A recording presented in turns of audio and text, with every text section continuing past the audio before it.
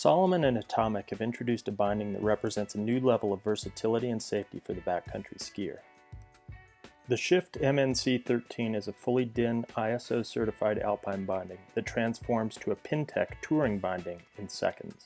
Without the budget or interest in maintaining a quiver of skis for all possible conditions, I was looking to create an all-mountain setup that would serve my particular style of skiing, which is 70% inbounds and 30% backcountry.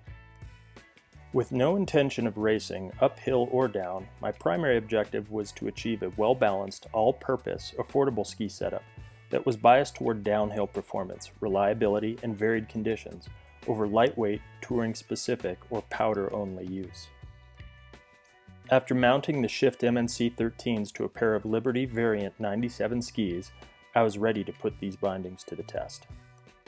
My evaluation consisted of 5 days in Aspen Snowmass, with ample time skiing uphill and down to get a feel for the performance of these bindings. Between dawn patrol sessions with the dog, following my kids on green and blue groomers, and doing laps at Highlands Bowl, I experienced a variety of snow and terrain throughout the week.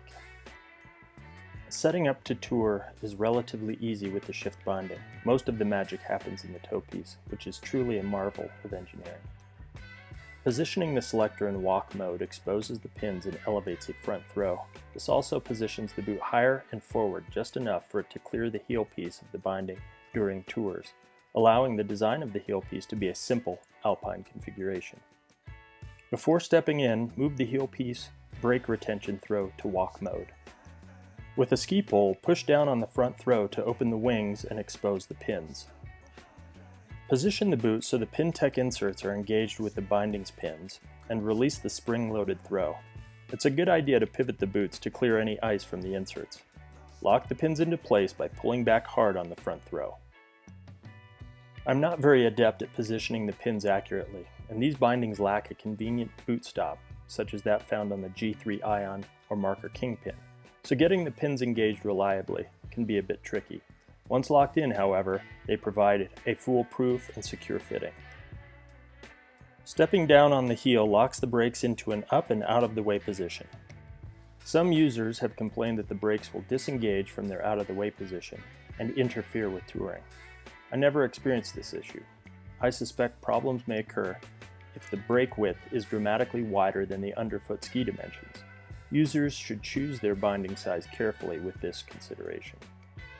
The 2-degree heel rise feels largely flat when touring, and I never felt like I was on my toes while touring level terrain. A 10-degree heel lift is easy to raise and lower with the flick of a ski pole and provided ample lift during tours on 20 to 30-degree slopes.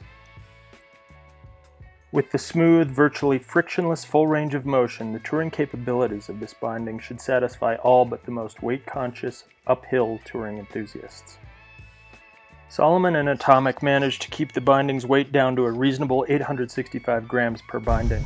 That's just over 100 grams more than the closest competitor, the Marker Kingpin 13. The Marker, however, uses a traditional pin binding toe that doesn't offer the downhill safety or performance of the Shift. The Shift MNC 13 is compatible with all norm boots on the market, offering the ability to use flat alpine, walk to ride, and ISO 9523 touring soles. My boots of choice are the Scarpa Freedom RS with a flex rating of 130. These too lean towards downhill performance. Shifting into downhill mode is very easy with these bindings, though it does require stepping completely out of the binding. I don't consider this a problem, as speed during transition isn't my highest priority. Begin by pushing down on the front throw to open the toe piece and disengage the pins. Push the ski walk mode selector forward and into the ski setting. Snap the front throw down into its fully forward position. Disengage the brakes from tour mode by pushing down on them with your thumbs. This method is much easier than trying to force the under heel lever forward to achieve the same result. Once the binding is in ski mode, it can be entered just the same way most other alpine bindings are secured.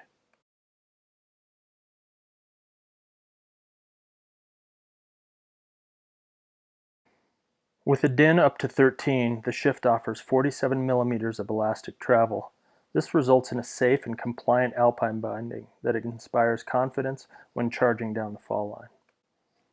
With my bindings set to a din of 8, I have never had an unintended release. The bindings released once during a hard tumble at Lower Temerity in Aspen Highlands, and I was glad they did. I was very impressed by the feel of these bindings while skiing. They felt indistinguishable from my favorite alpine-only binding, the Marker Jester ID16. With approximately 30 millimeters of binding between my boot and ski, they felt much like every alpine-specific binding I have liked, providing leverage and flex underfoot in just the right proportion. If you're like me and want a no-compromise rig to handle the downhill, the Shift binding is a clear winner, as it provides ample touring capabilities for the uphill. Thanks for watching.